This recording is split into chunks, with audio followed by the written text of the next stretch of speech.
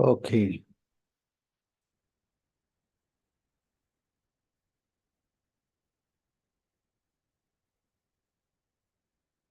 We'll start with our prayer as usual.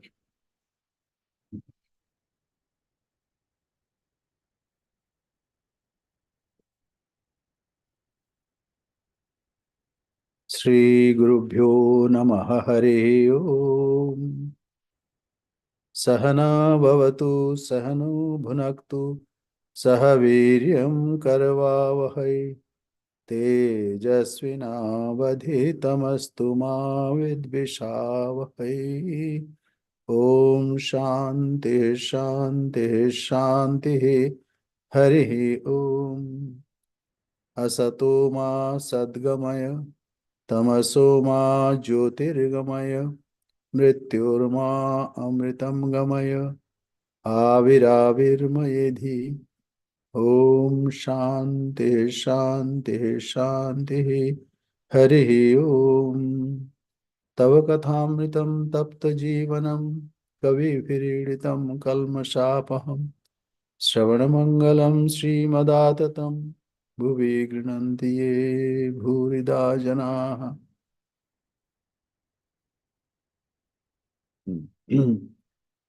May we be protected, may we be nourished. May we strive with energy and vigor. May our study be enlightening and not give rise to hostility. Om, peace, peace, peace. Lead us to truth and not to untruth.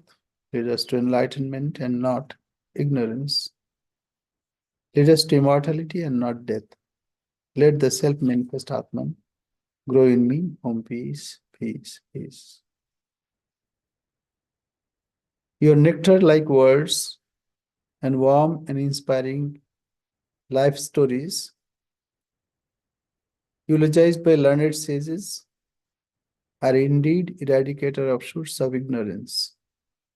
Those who take these words to the world are indeed great benefit. These are auspicious to hear and propitious to inculcate in one's own life. Those who take these words to the world are indeed great benefactor of the world. We are studying Sri Sarada Devi and her divine play. Last time we discussed why we should read such a life. To extend that, let us think about, in our day-to-day dealings of in this world, we accumulate some dirt that is to be washed. So dirts here, it is not physical, it is mental. As we need physical bath, we need spiritual and also intellectual bathing. But intellectual bathing can be done through philosophy. But philosophy is very abstruse. It's difficult to understand. And not everyone can enjoy. Those who are well established in pros and cons, it's called uhapoha. They can spend time there. But devotees does not enjoy that. A devotee wants that it should be like a story. And devotees enjoy that. So what is done through philosophy, intellectual exercise, that bathing happens here with the cultivation of life story of a great one. And not only that, it is more than that. It is not intellectual. This is emotional. Many times we have conflict of head and heart. But we should follow heart, not head. Many times, whatever is logical, that may not be right, that may not be correct. But whatever we feel, why? Because feeling comes from within. And as we read the lives of great one or great personalities, we experience like taking a bath, taking bath in Ganga. So that's why it's called Jivan Ganga. It's wonderful. Lives are very um, uh, soothing, cleaning, and uplifting. As we feel after taking bath, similarly, we also feel whenever we read great lives, then we can feel that uplifting mood of our spirit,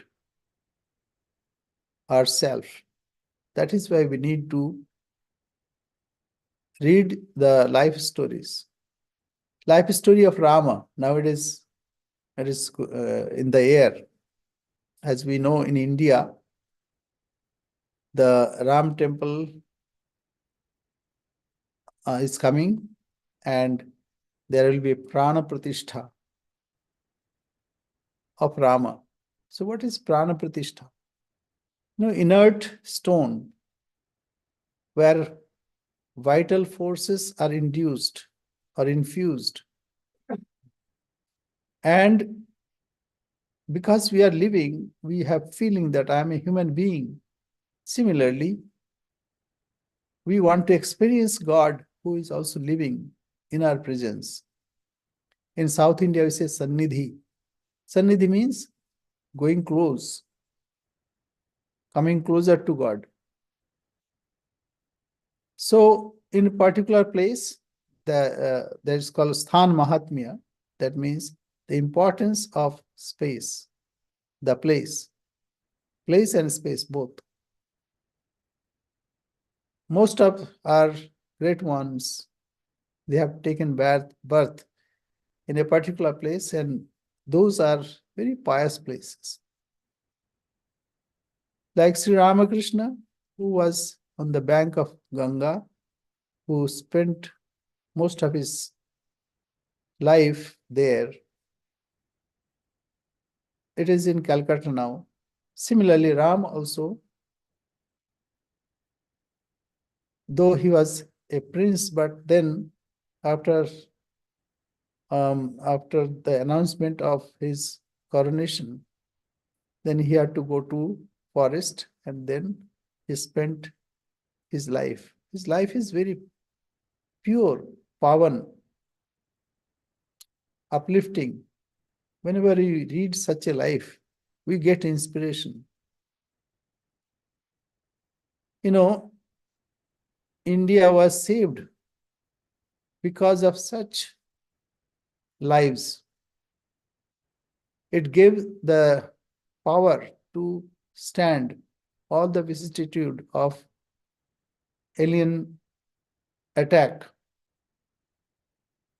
hostile environment, all kinds of things. And his influence is not only in India, but in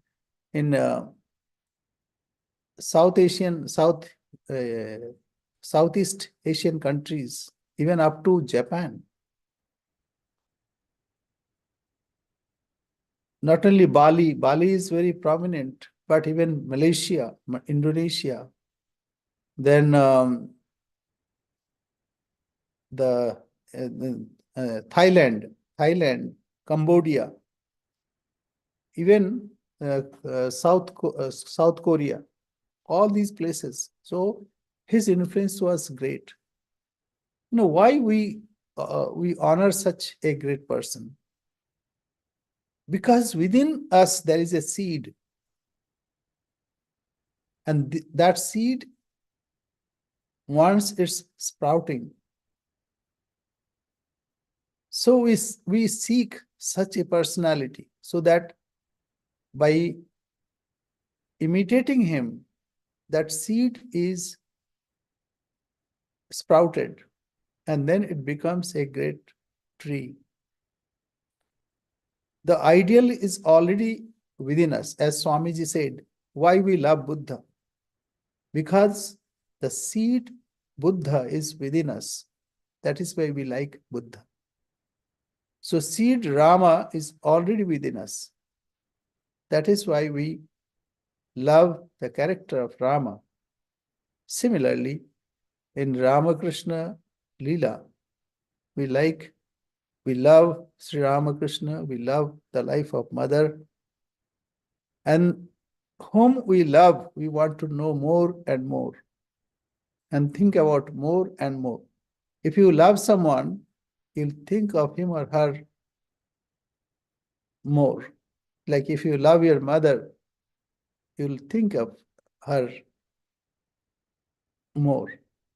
So this is the reason why we should cultivate such we read such a character and cultivate those characters in our own lives. So let us go forward as we were, and you'll see how incidents happened, and it looks like very ordinary, very human.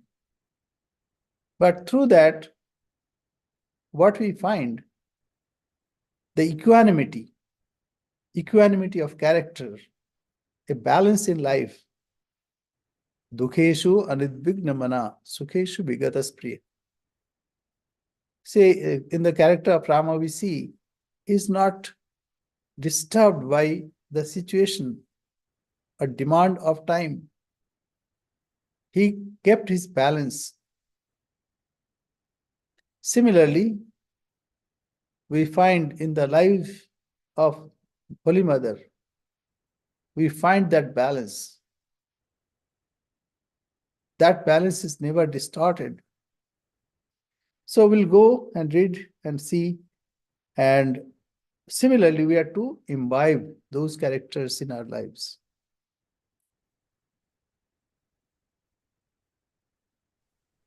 So, ready, Swami? Yes, ready. The end approaches. The master was now preparing to end his divine play in Dakshineshwar. 1 month after the chariot festival, he said to Holy Mother, "When you notice that many people accept me as God and show their love and respect for me, then you will know for certain that my time for departure from this world is imminent." Chariot festival is Ratha Yatra. Jagannath Mahaprabhu.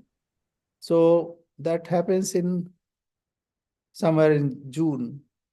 So that time Ratha Yatra. So after that, after 1 month about it. Okay.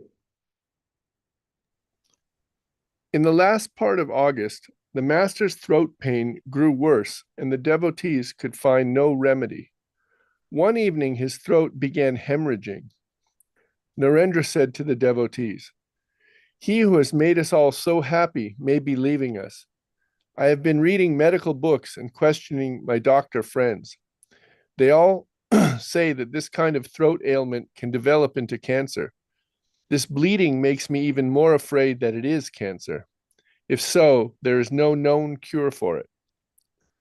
The next day, a few senior devotees visited Dakshineshwar to ask that the master move to Calcutta so that he could be treated more easily by the doctors. He agreed.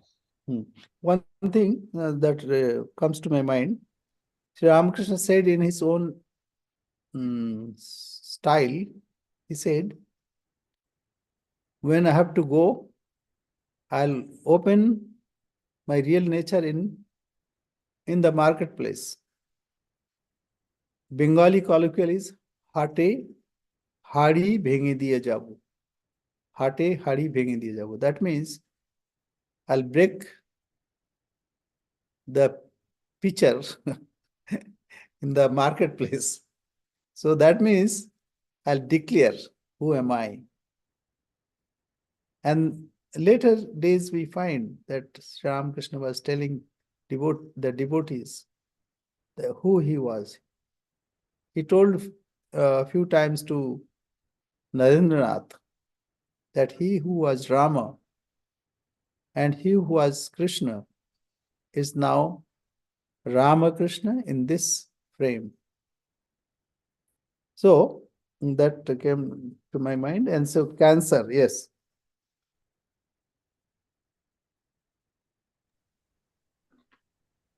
There is a saying, the water is pure that flows, and the monk is pure who moves and wanders. During the 50 years of his life, Ramakrishna lived over a period of 30 years at Dakshineshwar, which was the stage for his divine play. He loved Dakshineshwar dearly, but he had no attachment to it. Ramakrishna left Dakshineshwar on 26 September 1885. He stayed at Balaram's house in Bagwazar for 7 days, and then on 2nd October moved to a house that the devotees rented for him at 55 Shyampukur Street, not far from where Balaram lived. Golap Ma lived in her home, prepared the master's food there, and the young disciples took responsibility for nursing him. So it is Shampukur Bati. Now we have a center there, and some devotees visit. And recently, a couple also visited that place. So it is a wonderful place. But you can see how Holy Mother lived there. Very small place, even smaller than Nahabat. And how she prepared food and also taken care of Guru Maharaj and lived quietly there. Yes. It was not an easy task to cook for Ramakrishna, who could not eat food touched by impure persons and had an extremely delicate system. The diet of a cancer patient is just as important as medicine. Because Holy Mother had been cooking for the master a long time, she knew what kinds of foods suited him, how much he could eat, and what he liked and disliked. In addition, Holy Mother would sit near the master while he ate and talk to him so that his mind would remain on the normal plane. If she did not do this, he might go into samadhi and be unable to eat. It was not possible for any disciple or devotee to perform this important duty. One can imagine the tempest that was blowing in Holy Mother's mind. She was alone in Dakshineshwar. Moreover, she was deprived of caring for her beloved husband, who was suffering from a fatal disease. Her body was in Dakshineshwar, but her mind was with the master in Shyampukur, where she could not go because arrangements had not been made for her. She fortified her heart with hope, faith, and prayers as she patiently waited in her small room in the Nahabat, crying to the Divine Mother for help so that she could serve her husband during that critical time. While Holy Mother was thus passing anxious days at Dakshineshwar, Golap Ma thoughtlessly made a cruel remark that hurt her deeply. One day in the course of conversation, Golap Ma said to Yogin Ma, "Yogin, it seems that the master is annoyed with Mother, so he has gone to Calcutta." As soon as Holy Mother heard that comment, she burst into tears.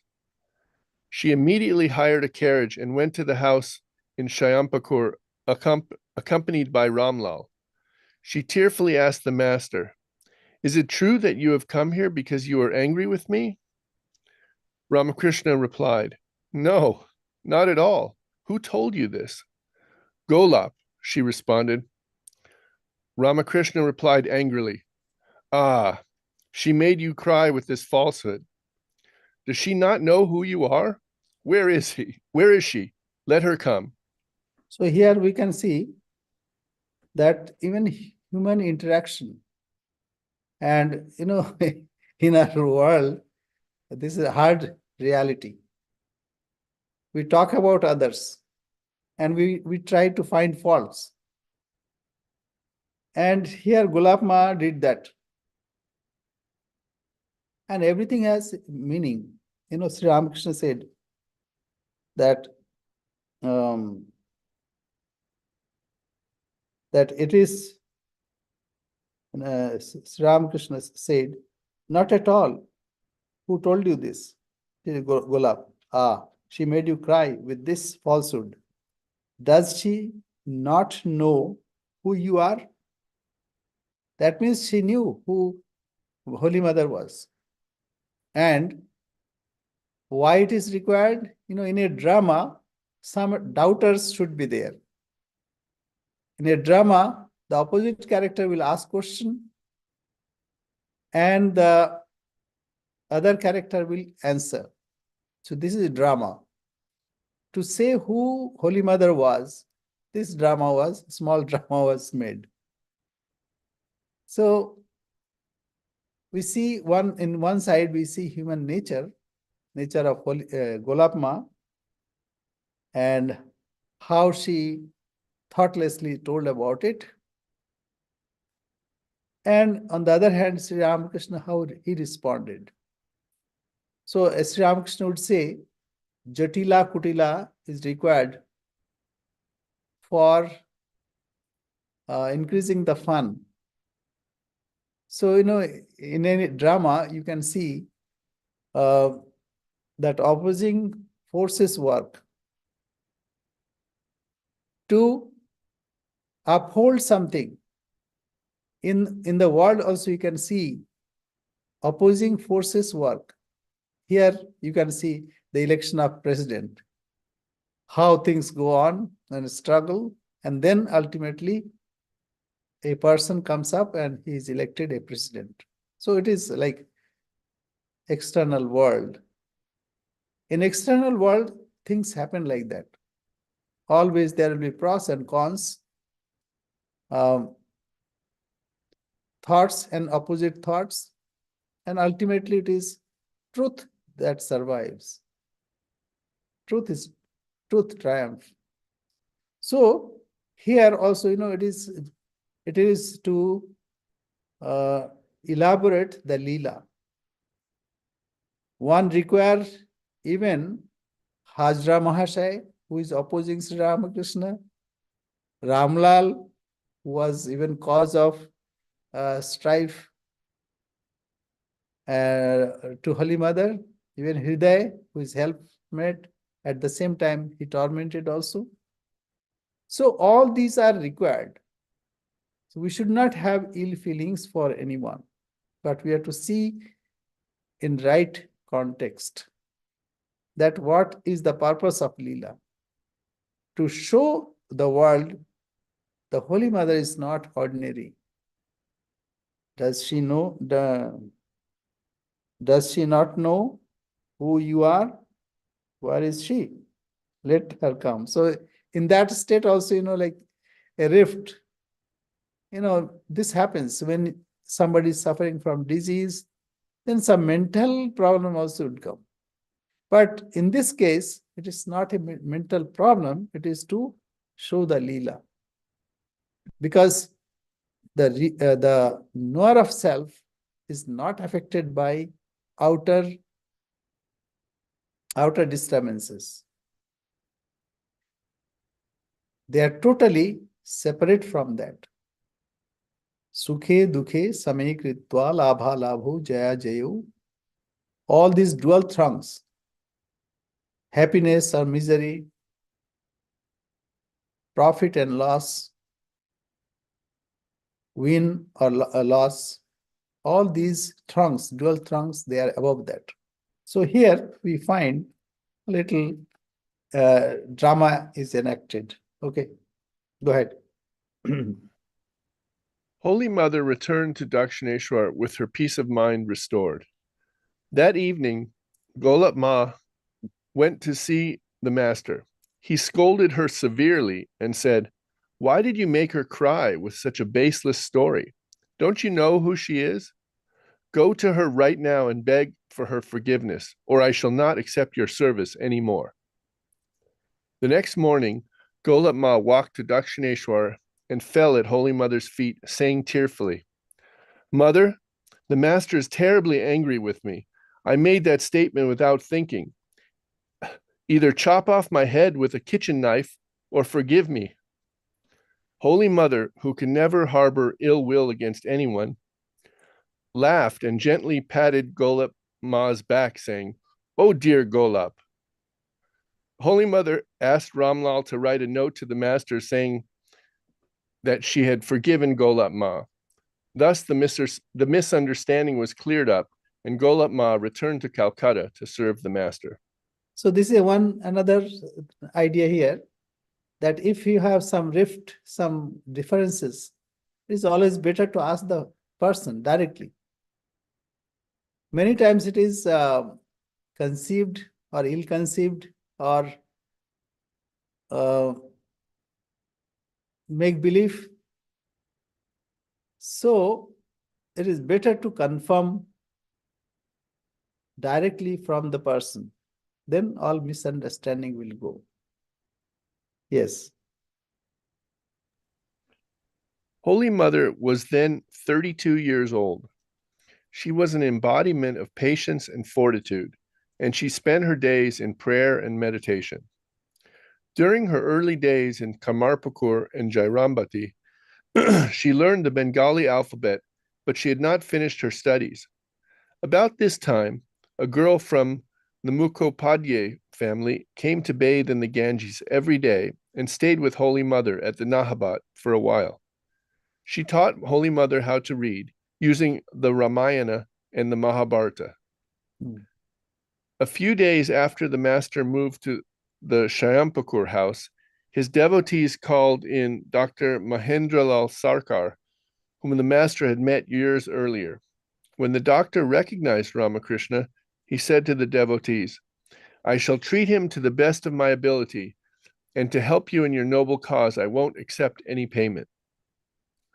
Now that the master's medical care was settled, the devotees grew concerned about his diet, which was vital for restoring his health. They discussed bringing Holy Mother to the Shayampakur house because only she knew the master's eating habits and what suited his system. They asked the master to approve this plan. The master reminded them of her shyness and said, "Can she live here? You had better ask her about it. If she is willing to come after knowing all the facts, let her do so." A messenger was sent to Holy Mother at Dakshineshwar. Yeah, so Holy Mother was alone at Dakshineshwar because Sri Ramakrishna was at Balaram's house and it was not sure where to go. An arrangement was not made. And when Sri Ramakrishna went to Shampukur Bhatti, that time it was fixed that, and that also Sri Ramakrishna wanted Holy Mother's consent. And that time, Mother spent her time reading Ramayana and Mahabharata. Yes. Holy Mother was waiting for this message. It is wonderful to compare these two incidents. While visiting the Panihati festival, the master left Holy Mother to make the decision whether to go or not, and she did not go. Regarding Holy Mother moving to Shampakur, the master did not order her to go, but instead left her to make the decision. Without a second thought, the mother made the decision to go, and after bowing down to the Divine Mother, left her dear Dakshineshwar for Shampakur to care for her husband. Yeah. So here it is her sacrifice. Many times we also face this same dilemma, and it is difficult to decide what to do and what not to do. Say yesterday it was cold, it is snow here everywhere. So I was thinking, should I conduct the class or should I not? So it is difficult. This situation happens. Then I thought, okay, it is like, in the Upanishad also it says that Swadhyaya pravachanabhyam na pramaditavyam. Swadhyaya means self-reading and pravachana. That means whatever the discussion, etc., that is not to be avoided. And secondly, Gita also said so, that Yajna dana tapah karma na tyajyam. So yajna and dan, donation. Why? Because all these are for others. And also to enrich oneself. Whenever we discuss, whenever we read something, it is enriching, uplifting. Therefore, whatever is not for self-enjoyment, it is good. Whatever gives us strength of character, it is good. Whatever gives us joy, unalloyed joy, it is good. So Holy Mother decided that Panihati case was different because there lots of people uh, and it is for like it was difficult, that's why. But here it is sacrifice, it is quite defined. That is why Holy Mother could decide immediately. Yes. Okay. In Shampukur and Kashipur. So after he first goes to Shampukur and after that to Kashipur. There is a shloka here. Vidhritya rupam narvat tvaya vai. That means you took the form as if you are human being. So you have taken the form by you. The form was taken by you as if you are a human being. Vigyapito dharma ihati guhyam. And why you took form? To explain, to show the way of dharma, righteousness. Because it is very, very subtle to understand. To show that path, you took this form, human form. Hey Ramakrishna, Tvai Bhakti Hine. O Ramakrishna, you cast a glance on me. Kripa Kataksha Kuru Deva Nityam. You glance on you see me who is without devotion. Truly, O Lord, you have assumed a human form and proclaimed the greatest mystery of religion. O Ramakrishna, I am devoid of devotion to you. Lord, please bestow your grace upon me always. So, Kripa Kataksha. Kataksha means casting a glance, like casually. So, it is like saying that even a little favor of you is enough for me. I have no devotion. And same thing happens to us. It is very difficult to conceive. The divine is taking a human form. It's very difficult. But it is true. That is why an incarnation takes a form, or a divinity takes a form to show the way. Yes, please go ahead. Ramakrishna performed his divine play in 3 acts. The first, 1836 to 1852, covers his early life in Kamarpukur. The second, 1852 to 1885, comprises his adult life in Calcutta and nearby Dakshineshwar. It was in Dakshineshwar that he practiced various sadhanas, attained illumination, and began to promulgate his divine mission. The third act, 1885 to 1886, encompasses the last months of his life at Shyamapakur in Calcutta and nearby Kasipur, where he brought his divine drama to its close and laid the foundation for the future Ramakrishna order. It was So before that, in the second part, he had performed all the tapasya penance for about 12 years. And after that, he imparted whatever he earned to the devotees. So, the Guru Bhav. Guru Bhav means being a guru. First he earned and then he imparted to his disciples and to the world for greater good. And lastly, it is closure of his drama. Yes.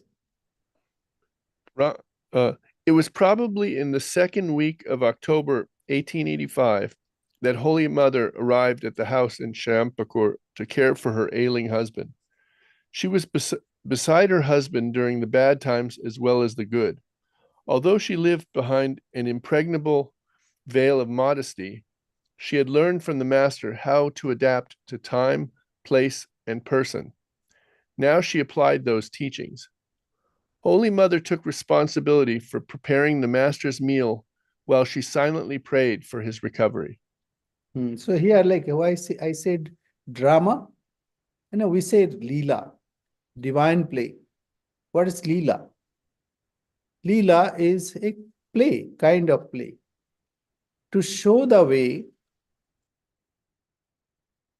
the incarnation assumes that form and enacts, as it were. And you can see the life of Sri Ramakrishna, how he practiced sadhana, how he was assessed by people. Some thought he's a madman, some thought he's like ordinary. But only few people could recognize him. So this is a great Leela, great divine play for enjoyment of devotees. So Holy Mother now will use that knowledge that she acquired from Sri Ramakrishna. Yeah.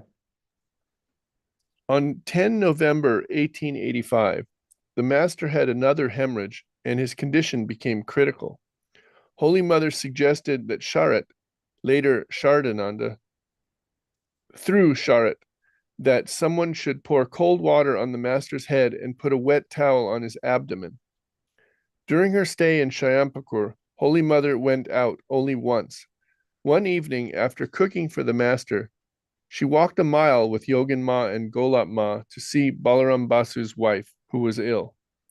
Balaram's family was very devoted to the Master and Holy Mother. Couple pictures. Okay, I'll show you. This is, yes, some more pictures are there. Yes, this is Shampukur Bati, this one. It is double-storied.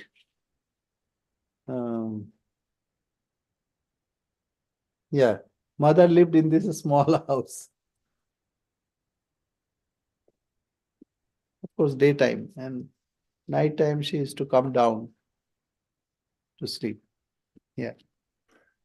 Swami Shardananda presents a vivid picture of the Shayampakur house where the Master stayed for nearly 3 months. The Master lived upstairs in a spacious room called the parlor. To the north and south of the parlor are 2 verandas, the northern one larger than the southern. To the west of the parlor are 2 small rooms, one used by devotees who stayed overnight and the other by Holy Mother for sleeping. The visitor's room has a narrow veranda to the west. A staircase to the roof is at the eastern end of the corridor leading to the Master's room. At the top of those stairs, near the door to the roof, is a covered terrace about 6 feet by 6 feet in size. Holy Mother spent her days on that terrace, and there she cooked the special diet needed by the Master.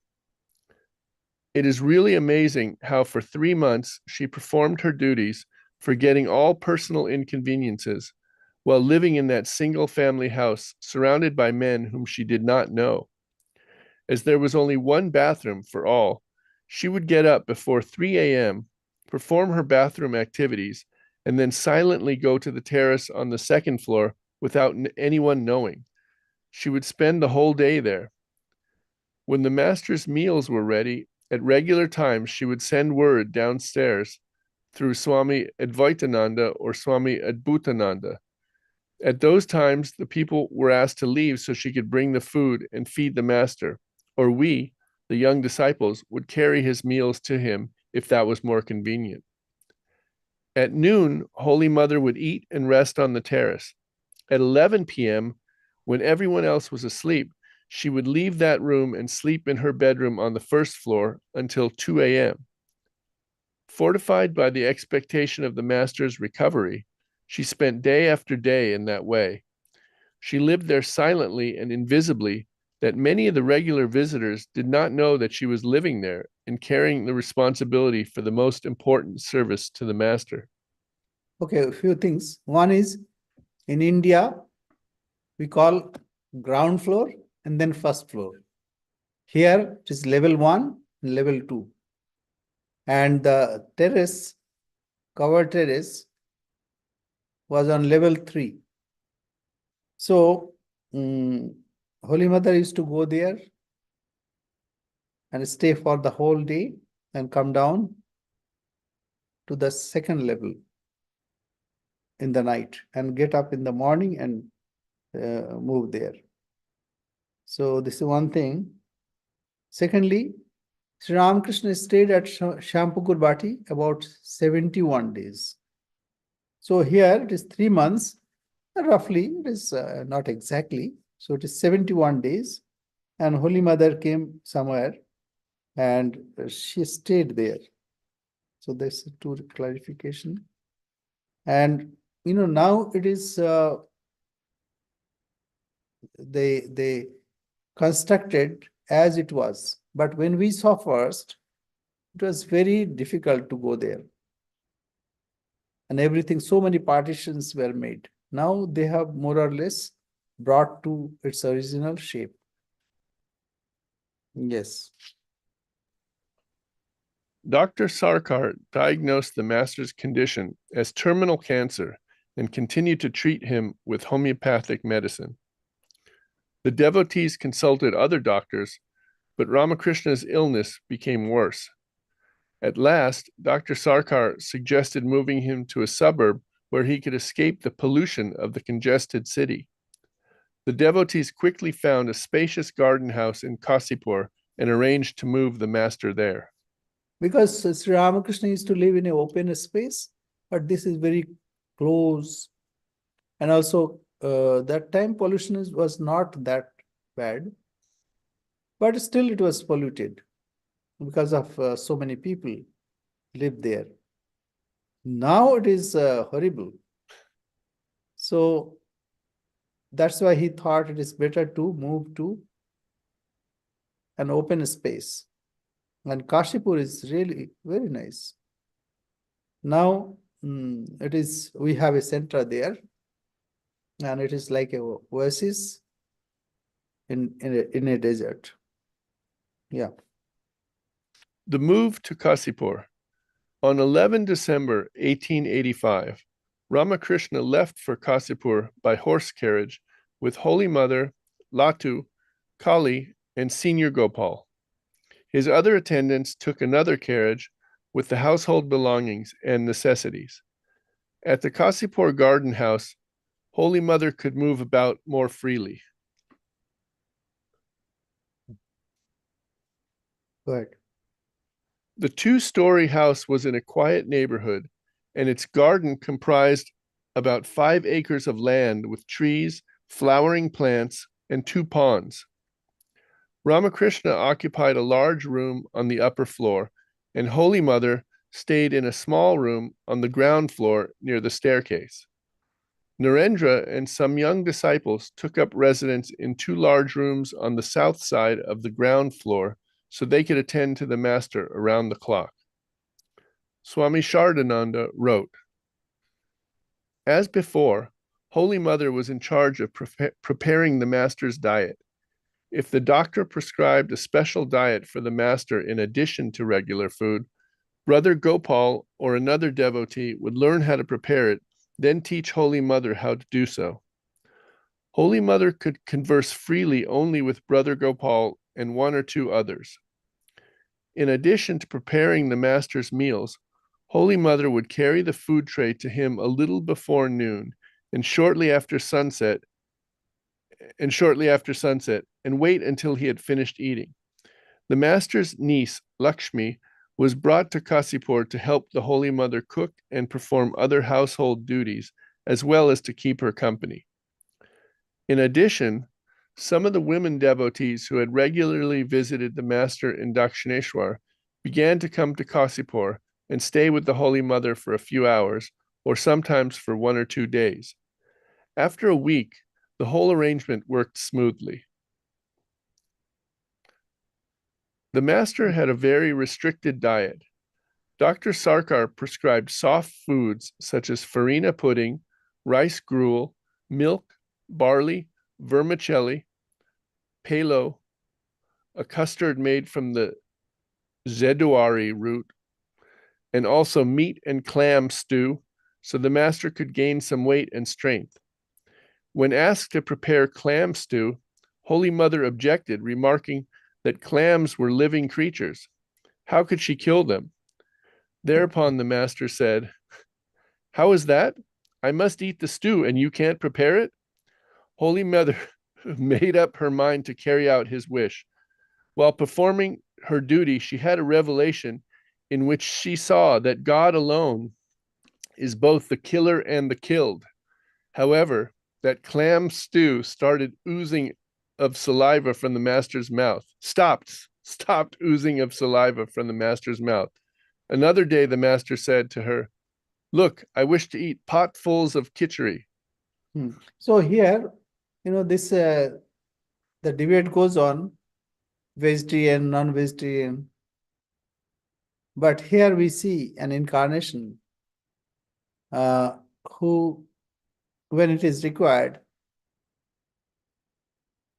ate whatever we call non-vegetarian. And Sri Ramakrishna never minded about food. Whatever is helpful to retain this body, that is fine. He had no issues with that. Killing, non-killing. He who thinks he is killing and he who thinks that he is killed, both do not know. Bhauto no vijanito, na hanyate hanyamane sharire. That means the body will be destroyed, no doubt, but it is not the spirit. The problem is we take the surface only. But the idea is one has to go deeper. Cultivate spirit, not this outer do's and don'ts. In the beginning, that may help, but ultimately, one has to cultivate whatever is helpful to develop one's own real self or to manifest one's own real self. So that is important. So many people, like as Swami Vivekananda said, that one may kill other, but that is justified. But if someone smokes, he or she will object to that. It is because of our narrow-mindedness. So when Dalai Lama, President Dalai Lama, came to India. In Tibet, he was non-veg, because there, in those times, even vegetables was difficult to grow, even today. But now some greenhouses are there. So when he came to India, migrated to India, that time he thought that he'll eat only vegetarian. And he started vegetarian meals. But then his health was down. And then doctors advised him that please go back to your original diet because you cannot have that energy with vegetarian. But those who are vegetarian, it is not difficult for them because the body is trained or the mode is changed and it can retain that uh, energy. So for those who are habituated it, for them it is good. But those who are not habituated, for them it is not harmful. So these are outer practices of religion. In the beginning, it may help. So if one wants to practice that way, it is fine. But one should not hate if someone cannot practice that, because it is the necessity. So here we find Sri Ramakrishna is showing in his own life, Gedi googly, that means, like small creature, and it has shell, like oyster. So, and second time he said, look, I wish to eat potful of khichdi, because he identified himself with the whole universe. So he could not eat potful of khichdi. So what we do now, we have Virat Bhog. One is specially that goes to temple, and one is for, say, at Belur Math, we have devotees, our 60,000, 70,000 devotees. So for them, all the special dishes are not cooked. But khichdi and some curry and chutney are cooked and then offered to Sri Ramakrishna because he wanted to eat pot full of khichdi. So thinking that, we offer that to him. So it is not only during his lifetime, but it is still continuing, that tradition is being continued. Okay. Householder devotees paid the expenses for the master and the household, and the master's young disciples took responsibility for nursing, shopping, and other errands. Holy Mother had to do a great deal of cooking over a wood-burning stove. She also carried the master's noon and evening meals to him. Later, she recalled an accident that happened one day.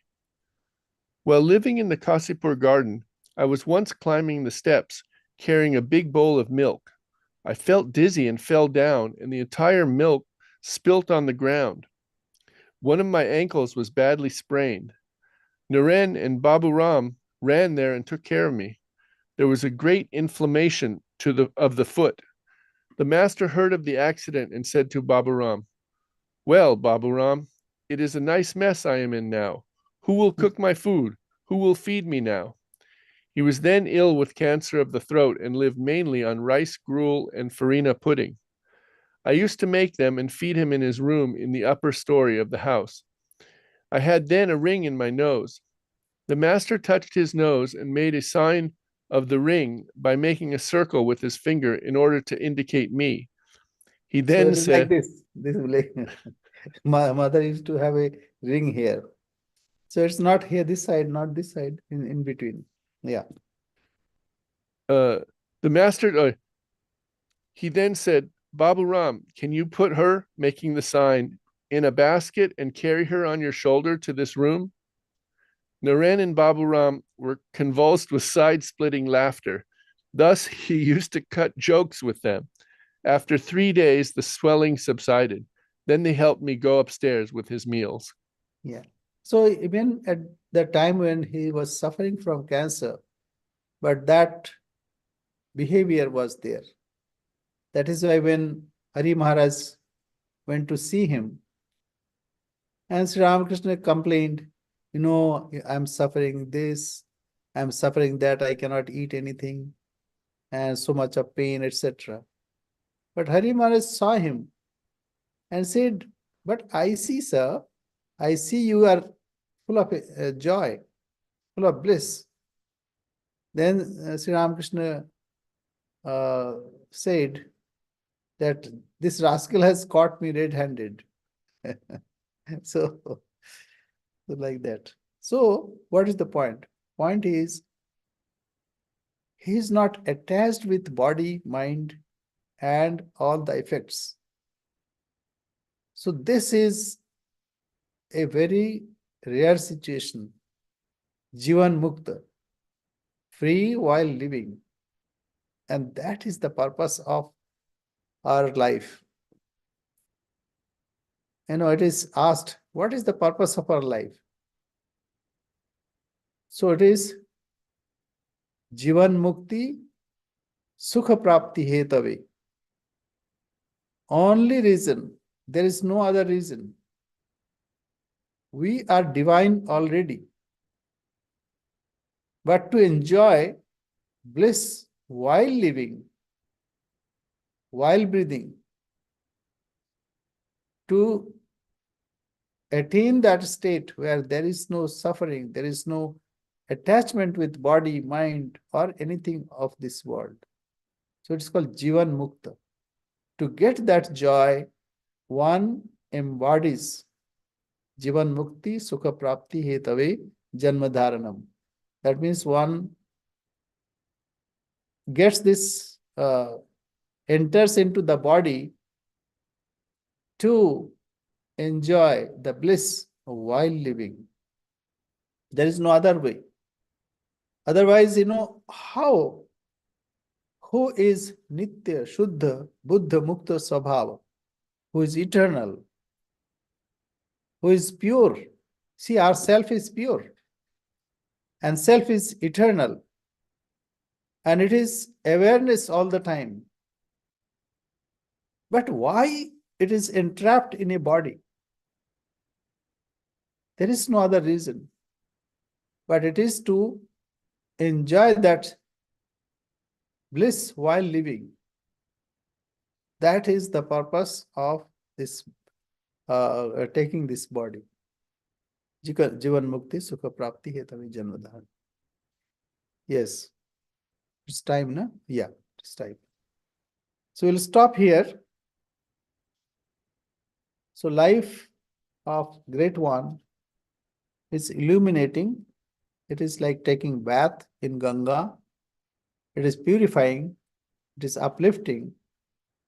And that gives incentive, inspiration to emulate in our lives, to practice and assimilate those qualities which they depicted in their lives.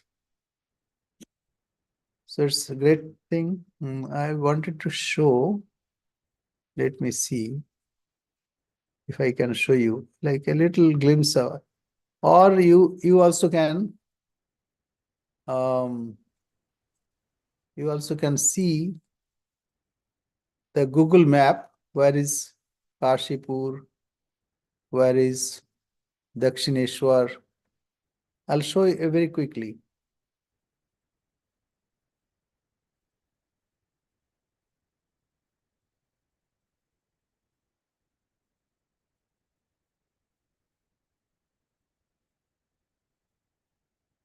Okay, here. This is Kolkata, Baranagar, and Dakshineshwar is here somewhere.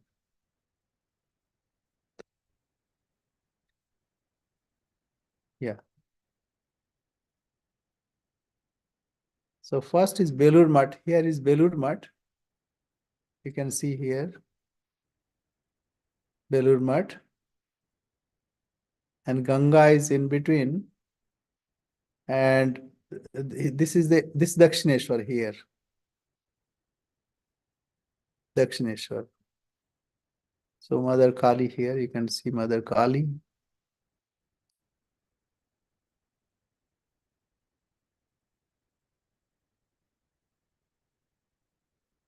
and then go back. So this is Dakshineshwar. Here Belur Math. So it is across the Ganga, western side of Ganga. And this is Kashipur. Ramakrishna Math, Kashipur here, we can see. And then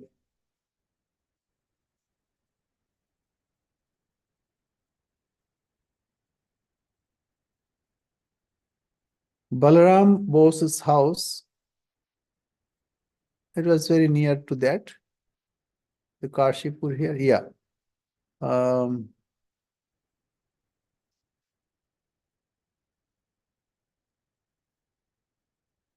Somewhere here, Tara Devi Mandir, yeah. And then the Damdam Road, not Damdam, Pancha. Yeah, Bilgachia. So anyway, somewhere that far. It's very close here.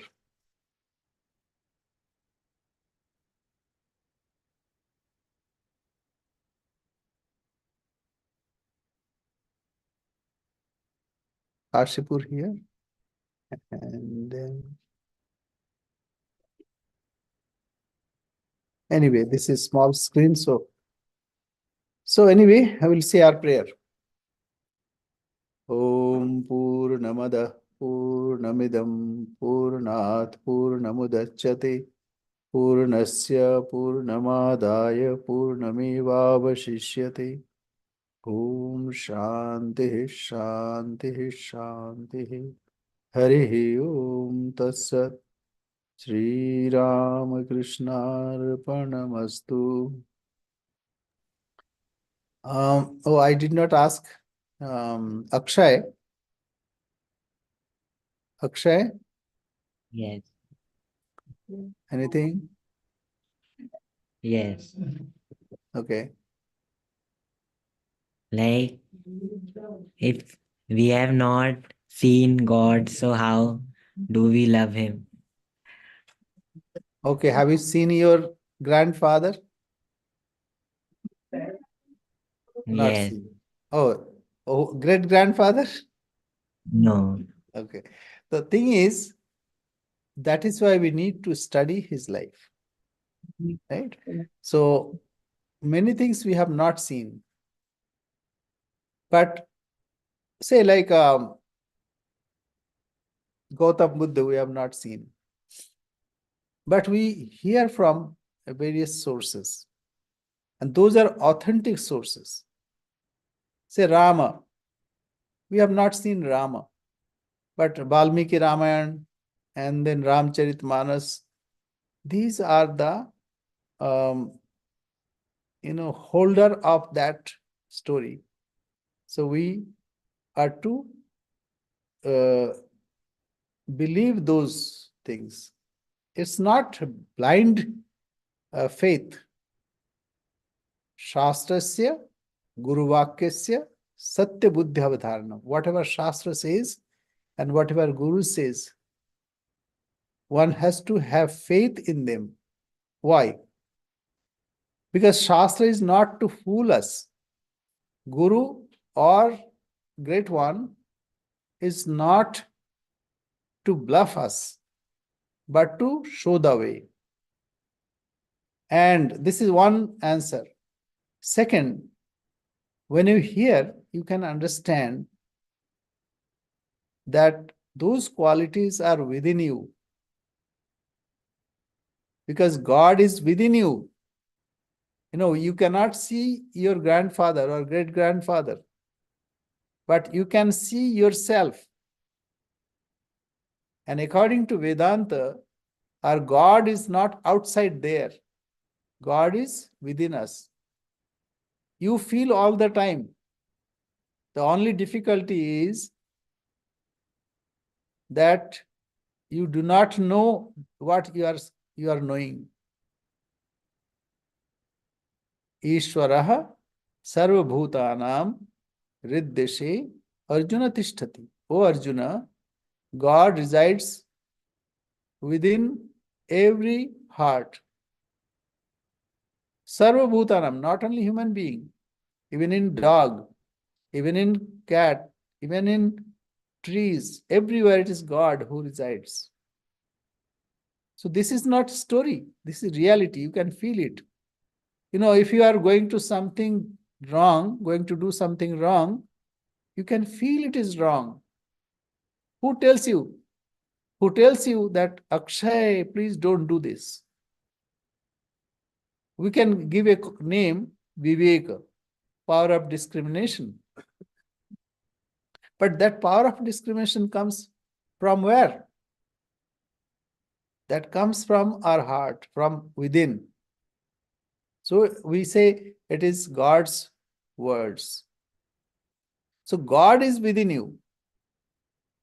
Only you have not realized it. But Vedanta says you realize it, but you don't know that you are realizing.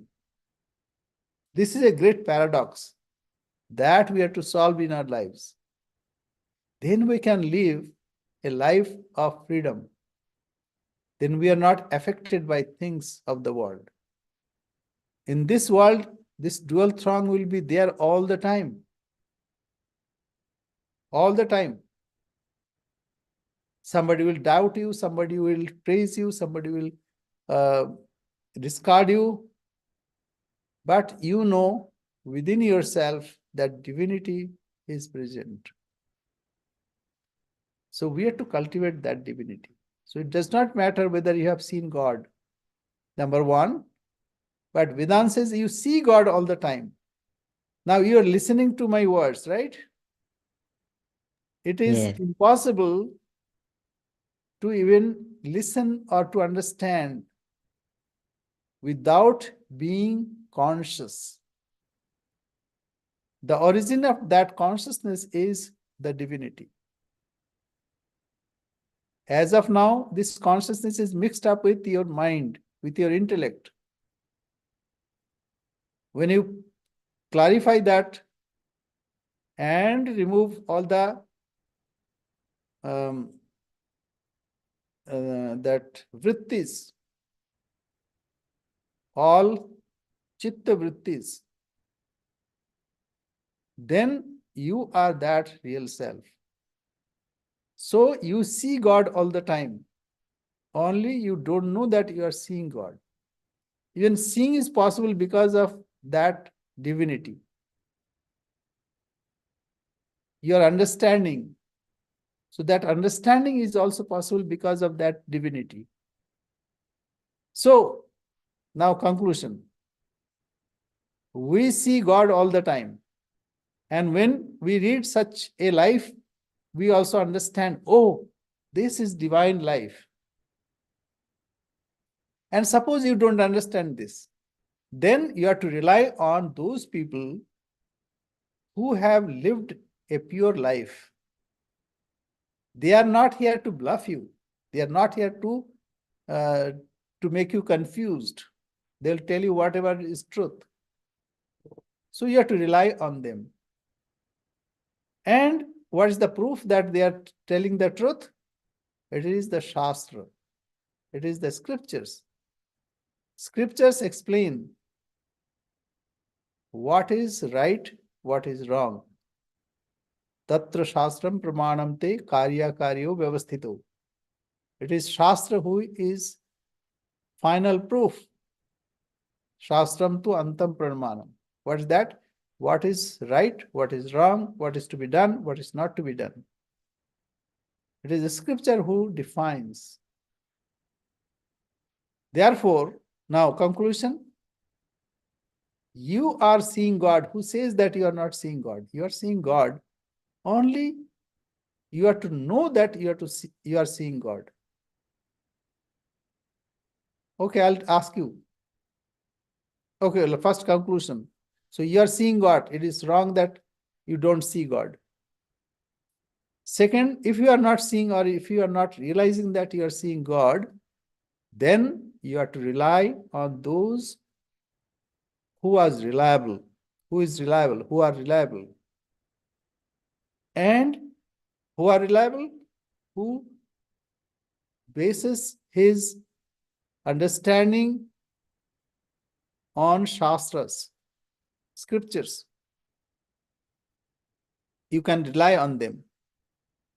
That's why Shastrasya Guru Vakyasya Satya Buddhya Vadharanam. One has to have faith, firm faith on the scriptures and on the gurus.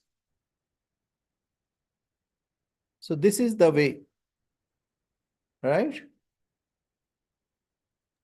Yeah. Yeah, see, suppose I ask you, if I tell you you don't exist, what will you say? Sorry, Swamiji, I know I exist, right? Yeah. So this is direct evidence. And I said, no, you are not aware that you exist. You will say, Swamiji, I am fully aware that I exist. So you don't need a lamp to show that you exist. So this is self-evident. Now, why you are not blissful? That is because of your desires. Then Sat, Chit, Ananda. Sat means existence. Chit means awareness, consciousness. And Ananda means bliss. Absolute of this. Then where there is no entry of other impurities. So you see God all the time. Your existence shows that. Your awareness shows there. You see God all the time.